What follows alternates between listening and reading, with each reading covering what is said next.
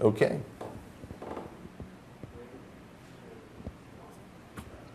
On today's Glory Days show, the Islanders have an opt-out clause in their lease with the Barclays Center in Brooklyn and could be headed to a new arena next to Citi Field or Belmont Racetrack. Islanders blogger B.D. Galoff will join us to talk about it. And are you ready for some football? Why not? Yeah. The NFL season is underway, and we have former Jets tight end Brocky Cleaver on the show today to talk about his feelings on Colin Kaepernick and maybe Donald Trump. We have a lot to catch up with on the baseball pennant races. They're in full swing, and both the Mets and the Yankees are in the thick of things. You know what? Don't touch that mouse. Best hour of your sports week is coming up on Glory Days right now. Inravio.com.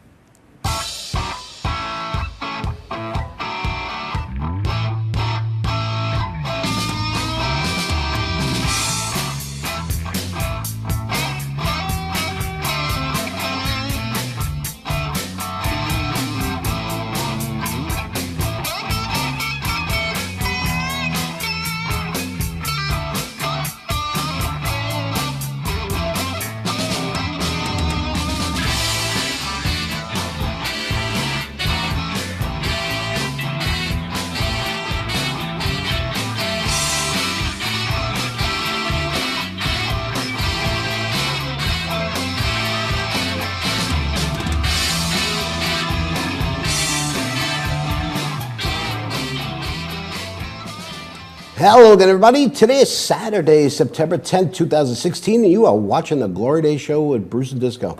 My name is Paul Descafani, and this is my good friend, Sully Sullenberger. Sam Coughlin and Anthony Mazzallo are behind the glass today, and you're joining us on the Inravio TV network, where we stream live from Studio C right here in the great state of New York. Good morning, my friend. How are you? Been all right. It's been a long time. When's our last show? I think it was back in June. We took the summer off. You know, when you talk about the sports world, yeah, things happen within days. Yeah. You know, who would if we were sitting here when we sat here in June, or the last time we were here, if someone had told you that Tim Tebow would be a Met? Would that have been like the last possible thing you could have thought of? Yeah. Alex Rodriguez retiring too. That would have been an interesting one too. You know, and the whole baseball season turned completely upside down. I mean, back in the beginning of the baseball season, all Met fans thought that come September we'd just be counting down. Yeah. You know, we'd be counting down the days till they clinched the division, and then we started losing everyone. Yeah, I mean, they were 2 games under 500 only about 3 weeks ago, I guess, or something, you know? They've been on a real hot streak. And then, you know, like you say, the Yankees, not that we're big Yankee fans, we're more Met fans, but, you know, they decided they were going with the youth movement, figuring they would just ride the season out, and they're in the thick of things too, man. They're only a game out. You talk about the Yankees, and you look at them and you say, okay, they traded. They're too close. Remember the 3 big arms they were going to have, right? They traded the Holy 2 Trinity of them. of Smoke, I think they called them or something, right? They traded 2 of them, right? Andrew Miller goes to Cleveland, right? Chapman, who was the big issue in the beginning with the domestic violence thing, right? He goes to the Cubs. Ivan Nova, one of their starters, goes to Pittsburgh. They trade Carlos Beltran, right? Alex Rodriguez retires. I think that was a forced retirement, by the way.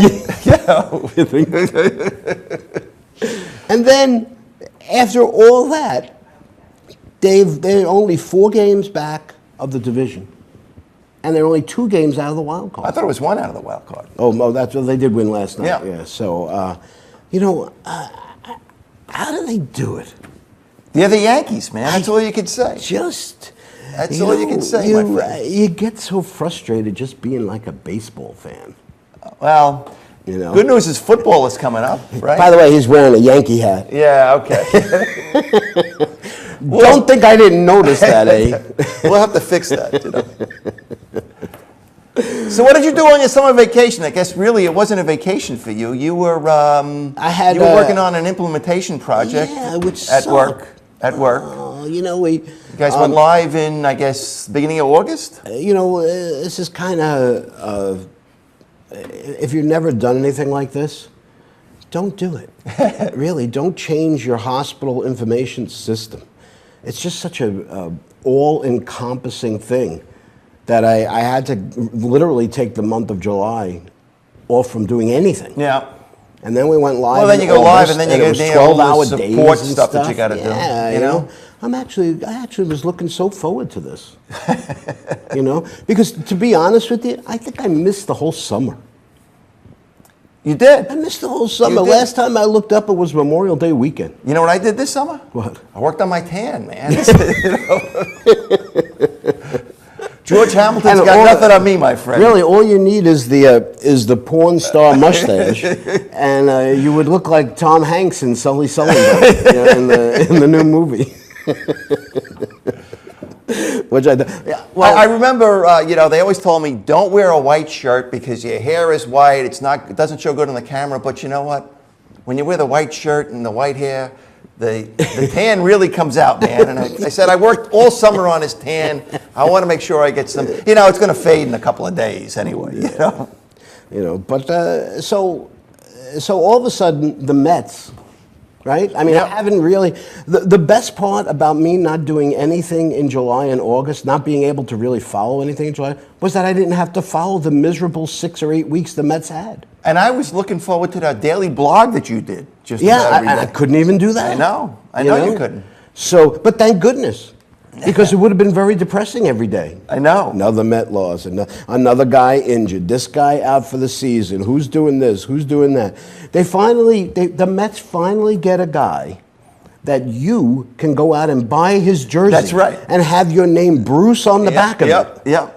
And he stinks. Speaking of which, we went to see Bruce Springsteen, right? And I do that. I did that with the St. Louis Rams, right? Mm-hmm. The Rams had a guy. He was up for the Hall of Fame this year, Isaac Bruce. Right. So I wear my Bruce jersey, and how many people came over to me and said, "The St. Louis Rams, what the hell's the matter with you?" Why are you wearing a St. Louis Rams jersey? And they would just point to your back. They just don't get it. Like as you said, if people would have approached me from behind. Now what you need is story. Well, now here's the whole thing. Now you need to find a hockey player whose last name is Bruce. Yeah. And then you could have. I could have a hat trick, You could have a hat trick. You could have 3 professional jerseys with your name on the back. I only have one. You know what I'm going to wait? Chris Paul. Yeah. On Golden State Warriors. That's the only one I can get. And our friend the Sav, he had Eddie George. And what's his name? The quarterback. Yeah. What was his name? I don't know. We're a sports show. Why would we know that? But I could have had, in the same game this week, we had Anthony DeSclafani. Right. And Jay Bruce. Yep. Playing in the same game. That's right. Well, it's DeSclafani. It's D-E-S, right? It's D-E-S, but it's pronounced the same thing. It's pronounced DeSclafani. Okay. All right, so the other big story of the summer, was the Summer Olympics. Yes. Now, I know how consumed you were with watching the Summer Olympics. There were 7 different channels, and I know you watched a ton of all the events. I watched some of it. Yeah, okay. I'm glad you admit that. Okay, good. I remember you telling me before the show that we were going to have a little contest. Here's what we're going to do. Okay. So I'm doing some research on the topic. Okay. Okay, and I found out that the Summer Olympics were fraught with issues. Right. There was the Zika. Yeah. Right. Everybody was worried about the Zika, which of course is now. There was the green diving pool. There was the green diving pool. Yep. Of course, the Ryan United States won a lot. They won more gold medals. The United States won 112 medals, and 46 of them were gold. But here's what I want you to do. Okay. All right? Just before we go to our first break. All right? Ready? Mm-hmm. Okay. There are 28 Olympic sports in the Summer Olympics. There are? 28. Okay. You're already in trouble. Okay. Not counting gymnastics, Yeah. aquatics, which Yeah. is like diving and swimming, and track and field. Okay. I want you to name 10 Olympic 10. sports. 10. I'm not sure I can, but I'll say basketball.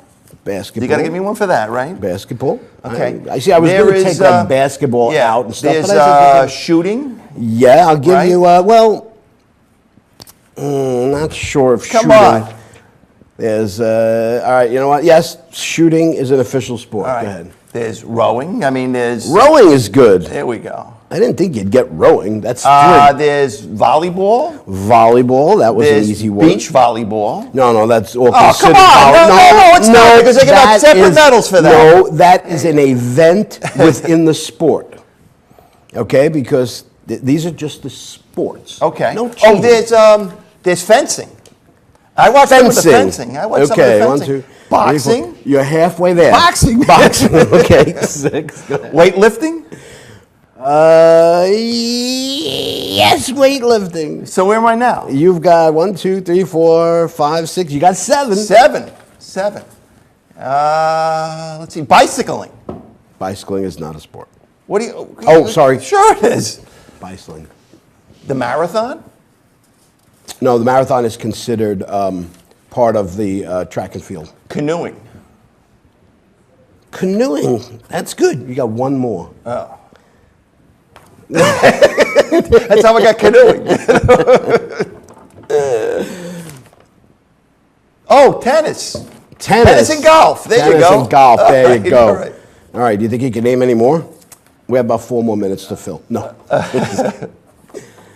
Okay. Here's some of the other ones. Ready? Okay. Okay. Archery. Archery. Right. Well, I said, didn't I? No, you said shooting. I gave you Okay. shooting. Okay, all I right, gave all right, you all right. shooting. Yeah, I should have got archery too. Okay. Badminton. I Bad. didn't see any badminton. Yeah. in Oh, there was rugby too, right? Yes, Okay. rugby sevens, which is a little What does that different. mean? 7 on 7 instead of 11 on 11. I see. Okay. It just means you can't kill each other as much. All right. Field hockey. Yeah. Field hockey was a sport. Oh, equestrian. Oh, yes. Okay, horses jumping over fences. Why that's an Olympic sport, I don't know, since that involves another species. Now, I got to ask you a question. I mean, Does the horse get a gold medal? That's exactly what's going to be my question. Or does he get a bunch of oats? I don't know. Well, I guess horse racing. Maybe is- beefarino. I don't know. Handball. Handball. Team handball. Just handball, it says. But it's team handball. Judo. Judo. Judo. Hi-ya! Okay. Hi karate. That's racist. Sailing Sailing. is a Okay. sport. Table tennis. I forgot about Forrest Gump. Yeah. Did you see any of the table tennis? I did not. They stand about 25 feet away It's amazing, because right? they And, hit I the ball mean, so hard. Yeah. It's unbelievable. I had never seen anything like that. And the first Olympic sport. Shaving. That should be it. Could you imagine? It's the time, it's the yeah, technique. you have to go with a full beard, you know, kind of like Ryan Fitzpatrick when he But you know what they're doing, by the way? Listen to this. What's that? Okay. If they're doing baseball and softball in the next Olympics, you know what they're phasing out? Wrestling. Wrestling. They're Why? getting rid of wrestling because they need to get rid of something, they said. So they decided to Tough pick, Jim Steele would be against they- that, but they that's a different kind of decided- wrestling I think that he's but they into, really. decided to pick the only sport that has been there from the beginning. We're talking about 700 BC. That sounds like it's. I thought this was about 20-something Olympic, man. So Well, I don't know how they get they must have taken a couple of centuries. off. BC, come on, let's go back that far. But wrestling, I mean, you know, Yeah. I don't know. Maybe they could have got rid of judo or something. I don't know what they could have gotten High rid of. karate. How High about some high karate. karate? You Isn't know? that- I thought that was an aftershave. It is. It is. All right, you know what? Time for a break? Let's go for a break. All right. We are just getting started here on the Glory Days Show. Right after the break, is getting their own arena in Flushing or Elmont. And later on, we'll have fun with Rocky Cleaver as we get you ready for the upcoming NFL season. We'll talk about Colin Kaepernick, and maybe we'll sneak in a little politics. Stay with us. You're watching The Gordon Day Show with Bruce and Disco, only on the Inravio TV network. Coming right back.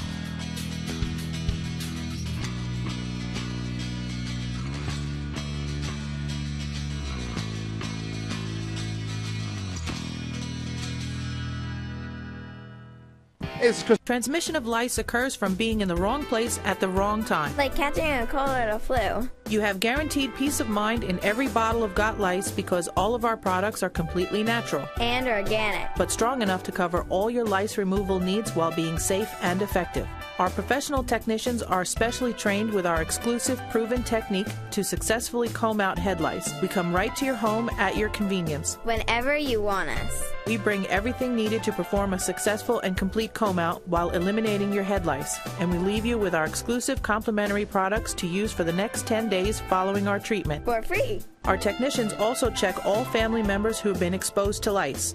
Please visit us on our website today at gotlice.co or feel free to call 24 hours a day, 7 days a week at 646-257-0121.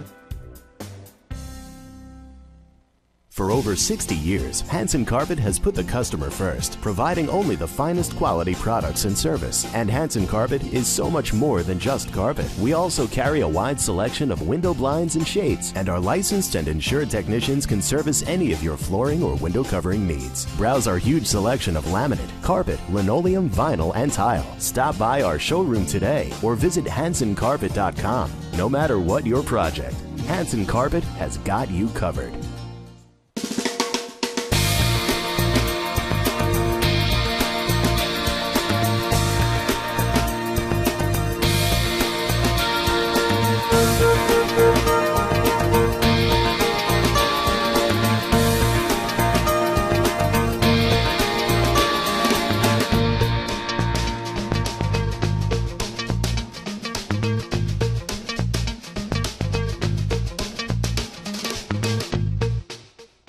Village Music Shop of Mastic.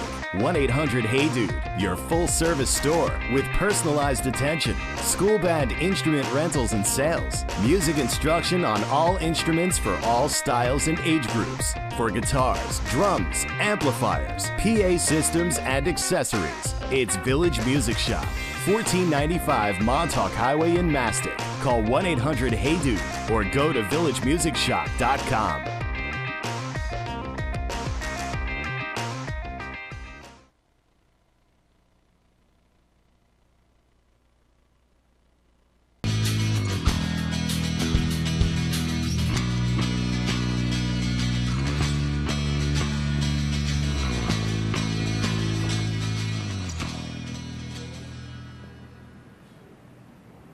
Welcome back to the Glory Days Show with Bruce and Disco here on the Inravio TV network. The Islanders' first season at the Barclays Center in Brooklyn was fairly successful on the ice, albeit a little disappointing in the final results, but most of the issues surrounding the team on the ice were dwarfed by the issues raised by the fan base regarding the inadequacies of the arena itself. Fans complained about not only the accommodations regarding limited view seats and off-center scoreboard, but the lack of any parking at all, forcing them to use mass transportation or not go to the games at all. Many fans complained that they felt like strangers in the arena, and our own Pete Torgerson hit the nail on the head early in the season, saying the Islanders were playing 82 road games. Here to talk about it is a man who spent a lot of time on social media discussing the shortcomings of the team, and especially the arena directly with the fans. Please welcome back to the program, writer B.D. Galoff. B.D., how are you? Good. How you doing? All right. Hey, BD, how's it going? How's your summer been? It's been pretty good, except for the usual rumors that like to hit the mill during the off season. You know, the Islanders had some changes in personnel over the summer, Right. and free agency actually, at least compensated. I don't know if they really improved, but it was good enough to say, okay, they replaced those players, and of course the really I guess the key piece came from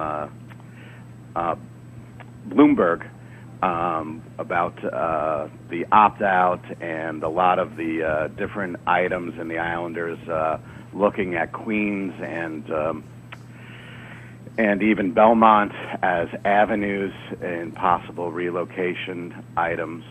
And, that really hit the feeder. And then Newsday came out with a couple pieces. And, it's been, the usual for Islander fans, an antsy and anxiety-ridden summer. Right. They when the new owners, when John Lundecki and Scott Malcolm, when they took over, they had they looked at, they stood with the Barclay people and everything, and they kept talking about how they're going to make it work and all this. And meanwhile, they seemed to everybody kind of knew there was an out clause, but nobody knew for sure what it was. Well, and that's the problem. And also, whoever saw the lease, like I kept on being told it was a mutual opt-out. And I believe what ended up happening is because you have a non-real estate person looking at the lease agreement and the wording, they mistook the wording that's come out as they can mutually they need to mutually choose to renegotiate in good faith. And that's not, as far as I can tell, that's not true. What we're seeing from the wordage is that either party can try to renegotiate deals in good faith, and they have the option of opting out if they have a better deal. Right. So let's talk about real fast. I just want to bring everybody up to speed as to what the actual opt-out, what the actual thing is. At the end of the 2000, so this is the 16-17 season. Okay. Okay. So after the 2016-17 season, which is this upcoming season that'll end sometime, I guess, in June, right, when the Stanley Cup is on the Barclay ice. They have until beginning on January 1st of 2018. They have a 30-day window. Okay. To talk about, to make a decision. Now they have to be negotiating in what they call good faith. All right. Any other way to negotiate? I don't know. Okay. But they have to negotiate in good faith, and then what happens is either side can choose to opt out, like BD said. Okay? Yeah. If the Islanders decide to opt out, they can choose the end of the following season, which would be 2017-18 season, or the 18-19 season. If Barclays chooses to opt out, then it has to be, then the Islanders have to leave after the 17-18 season. No, I thought it was 18. I mean, 18-19 season. I think it was the fourth. It was the fourth year. Right. Yeah. The Islanders have to finish, and the question to me is though, if the Islanders opt out, they had to have a place to go. Correct. And they're talking about these arenas. These arenas aren't built. It takes a long time to get approvals to do those things. Exactly. I don't really see this happening, man. I think this is a pipe dream by a bunch of people. What do you think, BD? That's exactly what it is. The reality of those avenues, let's say just Queens, who currently is in litigation just to put a mall by Citi Fields. That's currently in litigation. Yeah. Since 2009. There's no other plan to put a sports arena, and de Blasio has made statements of not having another arena over there. So the fight and the plans and the time that it would take for any of that is much longer than 2018-19 season. Right. We're talking, we're not even talking any plans put in place. We're just talking concepts. And the same thing with Belmont. Belmont, right now, the New York Racing Association is not in charge of their own future. So it doesn't matter if they're talking, because right now it seems that Cuomo doesn't want to release them to be a free entity again. Right, because if we're talking about Belmont, we're talking about New York State.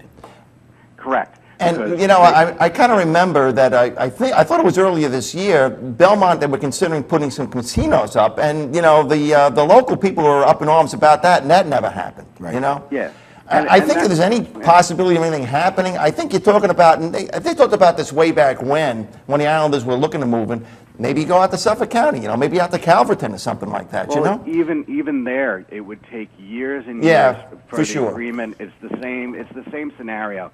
And let me tell you, when Ledecky and Malkin paid, you know, basically a $500 million evaluation for the team, they were paying for what was a city team. They're in, you know, even if they're in Belmont, they're on the Queens-Nassau border. Yeah. They are accruing people. If you go to Suffolk, and this is why Nassau is a pipe dream too at this point, not to mention the Coliseum is far too small, it's just not what they paid for.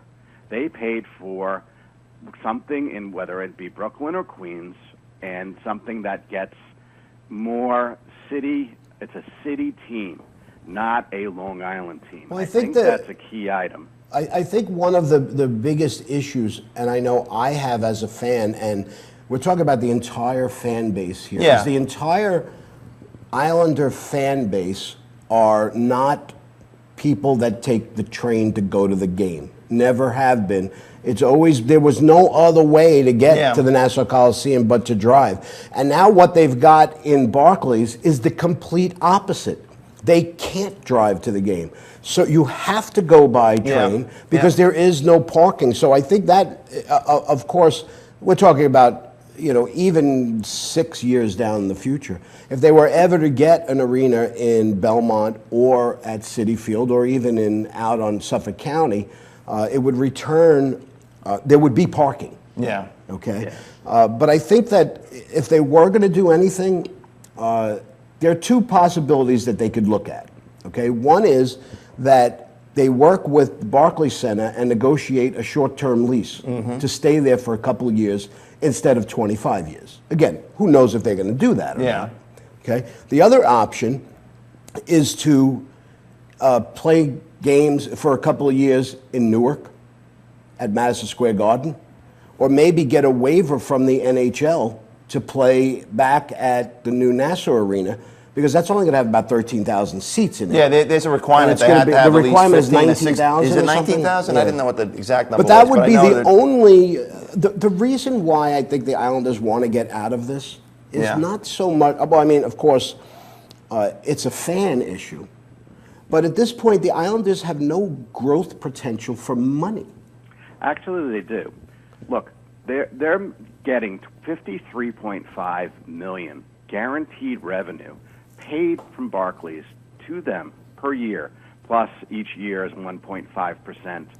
Right, and that doesn't matter, and it doesn't matter whether they sell a ticket or not. Correct. They also get all their playoff. They don't get the in-season concessions or any of the seating or any of that very lucrative. You look at that Barclays paperwork, there is a lot of lucrative money coming in. Barclays gets almost $1 million per game for the Islanders in their corporate seating, which is $300,000 over the Brooklyn Nets. So the Islanders are, and this is year one, their money that really means a lot to Barclays is in the corporate seating, not the regular attendance. I've said this for years, but now we're seeing the paperwork and the money flow, and it's really showing where the money is. Now, the Islanders get that corporate seating money and the revenue of tickets during the playoffs. Right. So it's in their best interest to be a competitive team because that's where they take in money. Of course, they also get money in their NHL licensing, their cable TV deals, and everything else. So Barclays gets all the luxury box revenue during for all the regular season games. They have all the concessions. They have everything. But apparently, when they reach $53.5 million, okay, then they start to split it with the Islanders. Okay. Anything over revenue that. sharing. Yeah.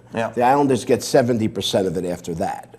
So I still think what they need to do is fix the problems that they have. Back in July, Ledecky had a press conference. He says we need to make Barclays Center feel like the Islanders' home, and right now it doesn't. Beatty, I remember we talked to you. I guess it was before the start of last year. Talked about some of the things that were wrong. You know, the biggest gripes: the obstructed view seats, There's no seating behind the one goal, which is just in my mind crazy. There were complaints about the ice, and that was more from a player perspective. There's, as you said, Disco, there's no parking. The players and the fans must all use public transportation. For the players, they can't go home after a morning skate. They're stuck there all day. For the fans, you need to leave. I went to one game back in December, and we had to catch like a 5 o'clock train out of Massapequa to get there at 6:15 to get there for a 7 o'clock game. They either need to move these games till 7:30, where you can take a later train and still get in. You know, because there's not a lot of Long Island Railroad trains going westbound after a certain time. And you know, they did say that for the playoffs they added some trains, but you know what? Those trains, what they did is they added more coming back after it. And then on the weekends they added something, but during the week, which is when they play a lot of their games, I mean, it's only, you know, and they're not even playing on Saturdays most of the time. They're playing on Sundays because the Nets have the Saturday games, you know? So to me, there's a lot of stuff that's got to get figured out here to make it work. Well, one of the things they've already done is they've made a Long Island Railroad has announced that they've doubled, because the biggest complaint I've seen is not getting there, it's getting back. If you miss the trains coming back, you're stuck waiting, or you're stuck waiting at Jamaica. And they're saying they're doubling the trains coming out of there. They're doubling it to 4. It used to be 2. Yeah, that's true. But you know, still, I mean, to me, to have to leave at 5 o'clock to get to a game. Which I mean, is you got, you know, if you're working, the same as the Rangers. It's crazy. The adjustment that Islander fans need to go through for the change of venue is an ongoing process. Because Ranger fans have commuted into Madison Square Garden in the same way, in the same fashion, game after game after game. And the Islanders are going through, you know, fans are going through a learning curve. Some are going to make the move and still get the tickets, and some are not. You know, that's going to change. Also, they're opening up markets, you know, to people that work in the city that weren't able to get back for games, but are easier to get there. The other item that I've noticed, and I've did this myself, is that there is parking items. One of the apps that I use is called ParkWiz. That shows the parking that's around the parking garages in the vicinity. So I just walk for 10 minutes. I drove in for a game and parked and spent, you know, $20, which would have been the same as me getting from Suffolk County the ticket back and forth, and I drove. You know, but you have to make the commitment, and you're going to have to deal with the traffic, but it is very doable. I did it. I read one of the things they were talking about is setting up buses to go from the Coliseum. But, you know, I mean, you got traffic that you're dealing with then. You know what I mean? You know, you jump on a train, you know, unless there's a derailment or there's, you know, these famous signal problems in Jamaica. I mean, you know, you can still you know, you can depend on being there at the, you know, in time for the game. Yeah, and that's the thing. But the other thing is, you know, the team, you know, commutes to the game and facilities is normal for a lot of teams. The Islanders had it good for a long time, so that has been made, you know, especially out of our area. I agree. I think that obviously the fans are spoiled. Yeah. You know, we're like all Long Island kids. We're spoiled. And the players. And the players. I think that... You know, I think from a fan perspective, I agree with you about the fact that Ranger fans are just used to taking the train and all that. But there's a difference in the fact that obviously all train lines go to Jamaica, and then you got to get on another train sometimes to get to the Atlantic Yards. But I think the difference is that on your way home, all the train lines are already there in Manhattan. In Manhattan, and you could also. There's more things that you could do there and hang out, and they're more frequent. The issue, I think, like Bruce was saying, is the trip back. The trip back is the key. And so, BD, bottom line, you don't think this is going to happen? No, I don't think so. I think, and those who know and have dealt with Ledecky and Malkin, every time that it's brought up, these rumors, all they do is shake their head and roll their eyes.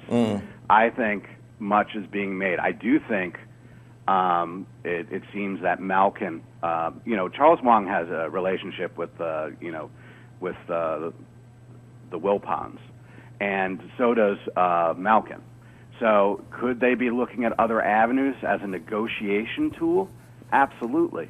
You need And leverage, for obviously, sure. the Queens has definitely drawn up some sort of plans because out of one of their one of the offices there, because they've had some Queens people go there and talk to fans and talk it up that they have some sort of plans in place. And this has really pushed out more rumors to the fans. The problem is there is no plans in place with anyone.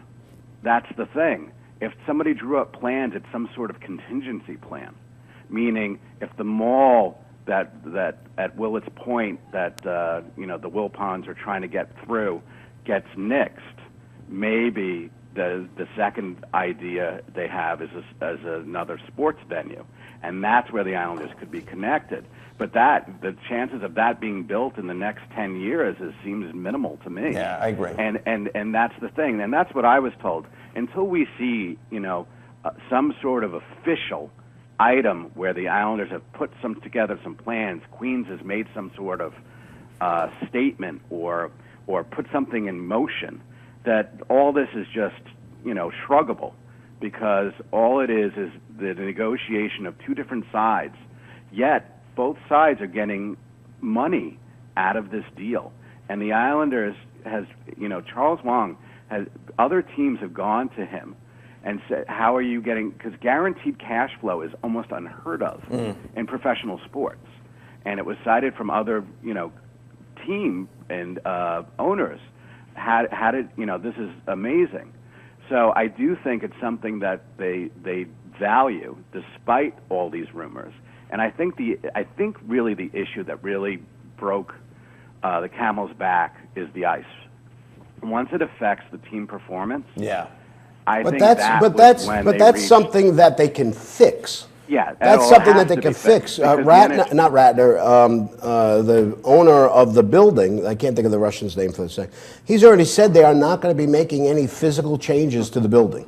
Yeah, they can't. What are they going to do?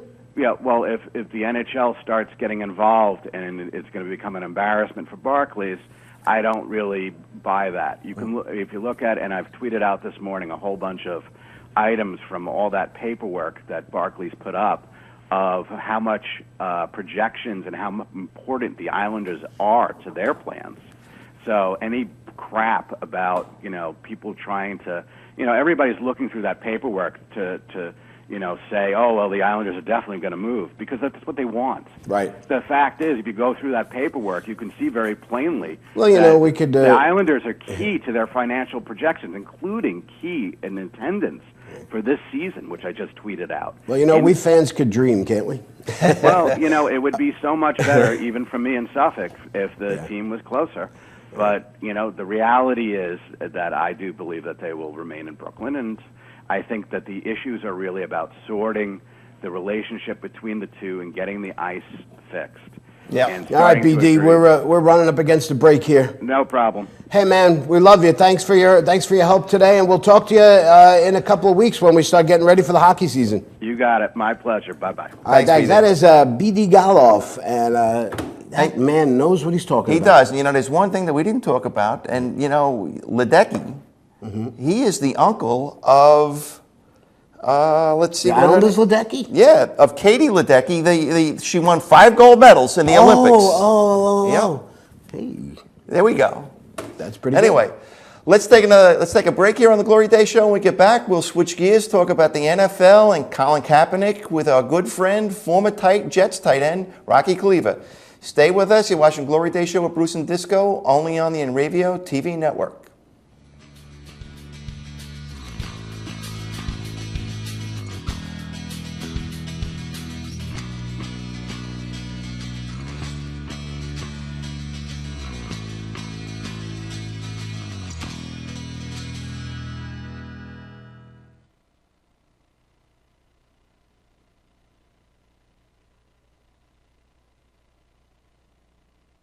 The world of advertising has changed. Radio, TV, and newspaper revenues have declined drastically. Why? Because businesses have realized that advertising return on investment isn't what it used to be. So what can we do about it? Well, that's easy. Advertise online. Own a local restaurant, real estate agency, or even a national retail chain? Whatever your business, Inravio can get your message out there, and we can do it at a fraction of the cost. Call today and see the difference for yourself. This isn't TV. This isn't radio. This is Inravio.com.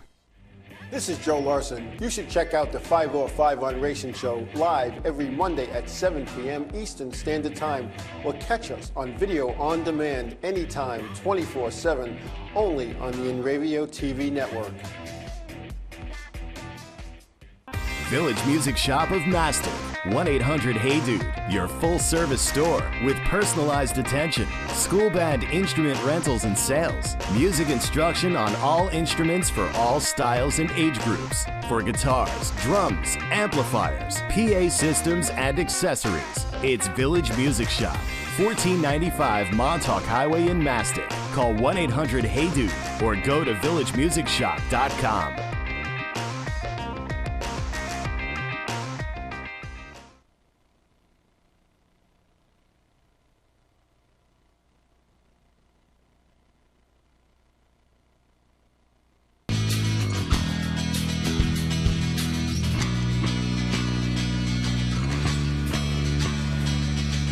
Sure we have him?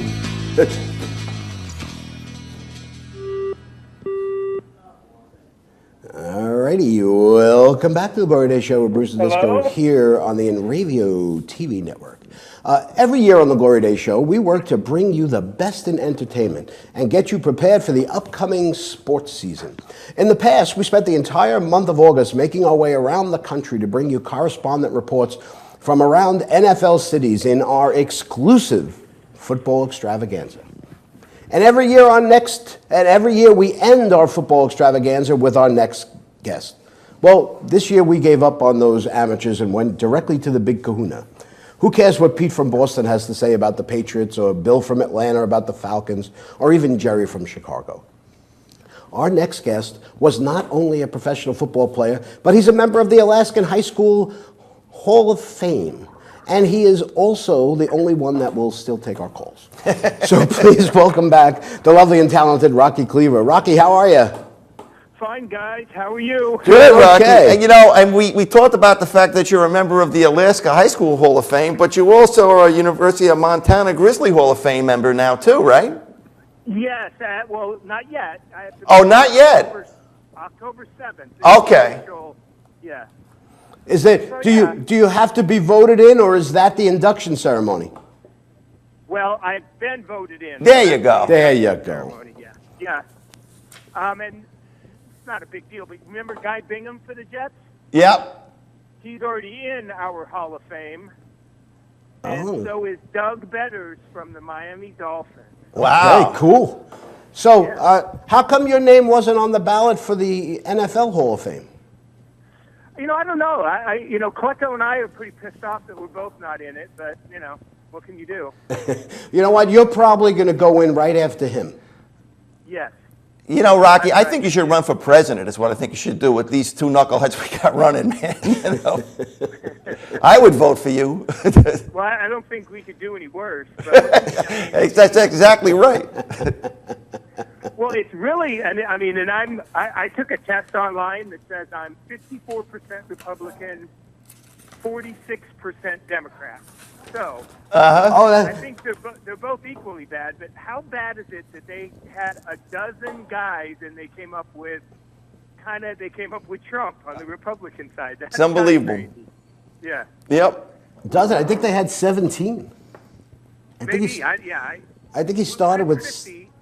Chris Christie's our governor, and I think he had a chance if it was anybody else but Trump, but Trump kind of out-Trumped him. Chris Christie thinks he's the hard-ass guy, and Trump was wanting to kill, the terrorist families, was a little more ballsy than Chris Christie. Well, we got a chance to talk to Darryl Strawberry over the summer, And we just had a few minutes with him. And after the little interview was over, I asked him about Donald Trump because he was on The Apprentice in 2010. And I asked him, and he said to me, he says, he's a really nice guy. And then he paused and he looked at me and he said, but he's crazy. Kind of sums it all up there. Yeah, and if Daryl Strawberry thinks someone's crazy, he's really crazy. You can bet he is. I think we might all be doomed. Yep. But let's talk about the NFL, shall we? Okay. Okay. Before we talk about Colin Kaepernick, you know, we've spoken a number of times with you about the Tom Brady thing. So he finally has to serve a suspension for 4 games. You know, Which is crazy. I don't get it. I just don't Doesn't help the understand. Jets out. The Jets don't play him in those 4 games that he suspended either, you know? No. Yeah, right. Well, I mean, of all the guys to go at, I just don't think he's the guy to go after. But I guess Roger Goodell wanted to get, you know, the golden boy rather than all the real bad boys. You know, he had a shot, so he went for it. But Well, I think that they had to have something to show for all that money. well, what bothers me too is, okay, it sounded like they made a deal. Remember when Kraft said, okay, find me $1 million, do whatever. Mm-hmm. It sounded like they made a deal, and then they kind of went back on the deal. And, you know, I just don't think it's good for the league. And I won't watch, the only time I watch New England is when Brady's playing. Like, I'm not going to watch them. Not that I really care what they do anyway. But I kind of like Belichick, you know. He's not your fantasy quarterback, Rocky? He actually is. Oh, so you should be watching him, I think, you know? Well, I got him as a backup, so I won't watch him for the first 4 games. Yeah, that's true. That's true. Okay. So, You know, and I got him cheap, so I have Aaron Rodgers and him, and, you know, I don't know how you can go wrong with those 2 guys. That's my quarterback, Aaron Rodgers. let's go back to the Jet locker room of 1984 and 85 while you were there.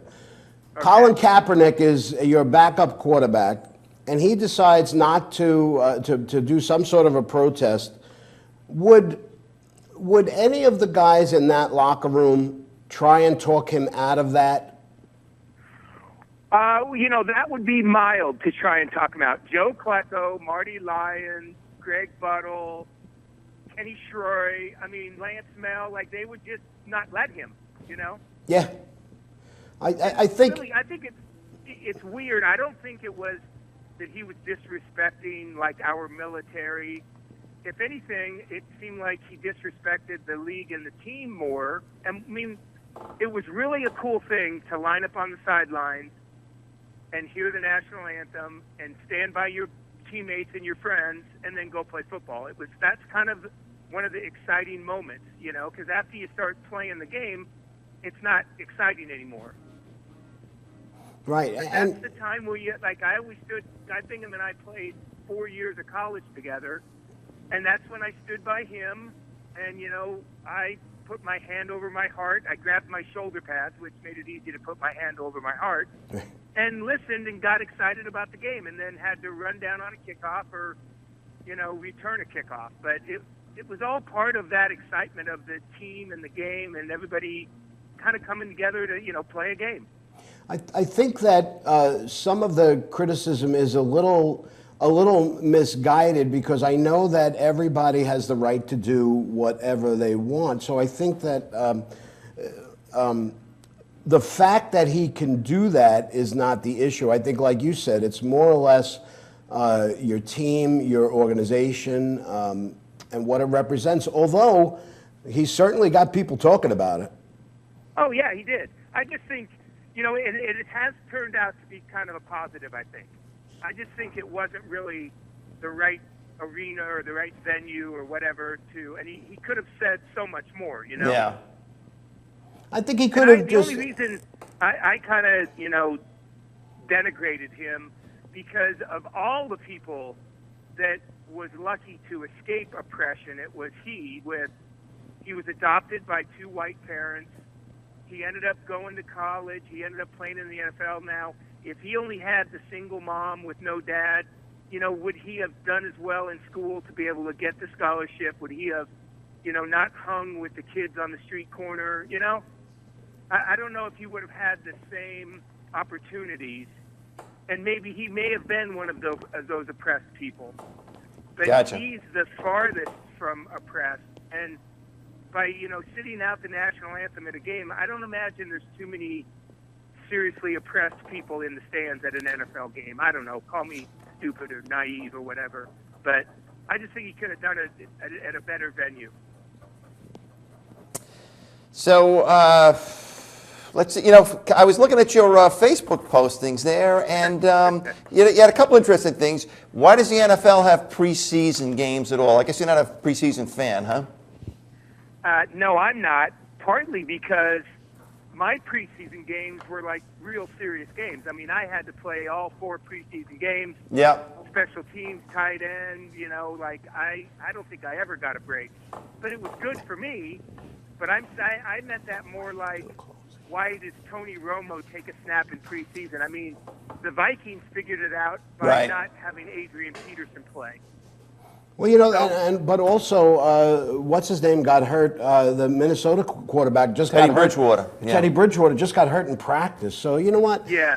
As a fan, I think the preseason games are a waste of time and money because, especially since they're charging full price. But you got to remember, the Jets actually were the last team in the NFL to require their season ticket holders to purchase the preseason games.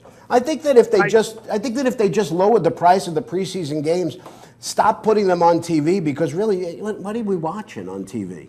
After the first 5 minutes, who's watching it? That's true. Well, and my theory doesn't make much impact on the league, but if I were to vote as a player back when I played, I would say go to 18 games and get paid more. I mean, get paid per, your salary per diem, but per game, get paid more and have those first 2 games like only rookies and, first couple year players that are on the fringe. Don't make it your starters and even, backups that don't need the work. Yeah. Go ahead and do 18 games. Right, I mean, get paid. We could, obviously you understand it more than anybody else, but, you understand the need for actually playing. You have to evaluate the talent that you have. Yeah. But also, to get ready for the season, you can't just practice. True. You have to play competition. You have to get in there and get hit by somebody who actually wants to hit you. Yep. So, Rocky, it looks like you were at the Jets camp. Wait, hold on. Hold on. You guys can say that. But I guarantee you, Joe Klecko could not play a game of preseason for maybe 10 of those 12 years he played and go in there and get 3 sacks and 10 tackles and dominate. Well, yeah, you're right. Again, I'm looking at it from a fan's point of view, and I'm trying to, you try to compare the NFL preseason with baseball, and baseball needs 30 games to get ready for the preseason because it's about timing and it's about, used to be about getting in shape, but today's athletes are very different. Hockey hockey for an 80-game season, hockey only does 6 or 7 preseason games. That's it, and then they're ready to go. For you to compare baseball to football is like comparing Bruce Jenner to Caitlyn Jenner.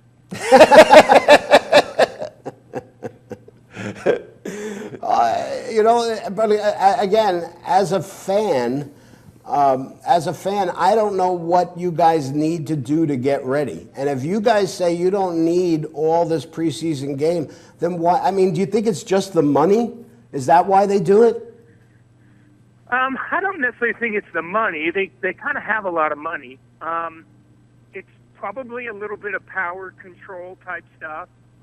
It's, the old school owners don't think coaches are kind of dumb, really, when it comes to doing stuff like that. Does scrimmaging... Maybe the league, the union wants to protect the players, but, sometimes they overprotect them anyway. They don't really practice too much. Sometimes practice is more important than games as far as getting your timing down and working with the same quarterback and offensive line and that. I mean, that's kind of why they have practice. Did I play at the same speed though? And again, I didn't play football either, but I kind of get the impression that once you're playing in a competitive environment in a game, you're playing at a higher speed than you would during practice. Well, yeah, but then everybody's playing at a higher speed. I Yeah. mean, everything's higher, but you can't practice at that speed, or you don't get the timing down Yeah. and the plays down. But when you're 100% in practice, that's nothing's 80% in a game. Everybody's going 100%, and it's amped up. So, Rocky, you were at the Jets camp, it looks like, earlier this year. How does the team look this year? I mean, I know they have a brutal schedule. I think their first 5 games are all against playoff teams or near playoff teams from last year. How are you feeling about the Jets this year? Oh, I mean, I like them. I like, Fitzpatrick and Decker and Marshall. I just kind of read, did they get rid of that tight end that they kind of had hoped for, Morrow? Yeah, Jason Morrow, yeah. So I was hoping they'd have a little bit better tight end play. I liked Chris Ivory, so that was a shame he left. But they got Matt Forte, yeah. I like Matt Forte, right. Yep. But those practices, they're just kind of like in shorts, and I don't even know if they had shoulder pads on. But, I mean, they all looked good, They're all bigger, taller, faster. I just think it's amazing how guys that wear those gloves drop balls, but that's a whole different story. And it's not even cold out yet, What's that? It said it's not even cold yet. I mean, you understand dropping a ball in December when it's either raining or and it's freezing out and stuff. Yeah. So who won? I saw you had posted a picture. Looks like you guys had a golf outing, I guess, when you were there at camp. Who won that golf outing? It didn't look like everybody that was in that picture. Someone went to bed early, I guess, to make sure they got their beauty sleep so they could be very competitive in that outing. Yeah, Bob Crable went to bed early for his beauty sleep, but it didn't seem to work because he's about the ugliest guy on the planet. Buttle's a good golfer. I don't know who won. It was in one of those scrambles, with 4 guys you don't know. Gotcha. And I played with a good group of guys. I think we were like 5 under, but it was kind of a pretty hard golf course, and I suck at golf anyway. So. All right, man, we're out of time here. Hey, I'm going to actually be at the Jet game tomorrow. Wow. I'm going to the Jet game tomorrow. Going with my son tomorrow and a couple of his friends, and we're taking a party bus. So. You should have fun. I should be lubed up by game time. Yeah, don't get too lubed up though. All right, man. Thanks for taking the time today. Yep. Talk to you guys later. Hey, Rocky for president. Okay. Rocky for president. Yeah. Hey, we'll talk to you. Maybe we'll talk to you the week before the election. By then, who knows what's going to happen? All righty, man. God help us all, Rocky, right? I'm sure, you know what, by then, they might actually find Hillary is actually a spy. Something's going on behind the scenes. Yeah, something's going on. All righty, man. We got to go. All right. Thanks, Rocky. Rock. That's a good pal. I love talking to Rocky. He's great. He's a great guy to talk to. And you know what? We learned a lot about the inside of an NFL locker room today. About that they don't really need preseason games, so to speak. And Well, yeah. I mean, and I think his point was, like a guy like Klecko, I mean, he can almost hit the ground running. But you know what? You're always bringing new guys in, and how do those new guys, they have to learn the system even. they have to. And you know what? That's why he said, maybe they should have 2 preseason games where it's just rookie and first-year players. Yeah. All right. We want to say thanks to our producers, Sam Coughlin and Anthony Mazzallo, for all their hard work and making us look so good out here. Thanks again, B.D. Galoff and Rocky Cleaver. And talented Rocky Cleaver. You can follow B.D. Galoff on Twitter. He's at B.D. Galoff, where you could read his unique perspective on all things hockey on the fourthperiod.com. Thanks again, Chuck and Bonnie, for putting up with this nonsense week after week and allowing us to bring you this quality type of programming. And, of course, thanks to our loyal viewers. Don't forget, You could check out the Glory Days on demand page on www.inravio.com, and you can watch any of our past shows or any of the other great shows on the Inravio TV network. Enjoy the first football Sunday of the year. Stay safe, and we'll see you all next time.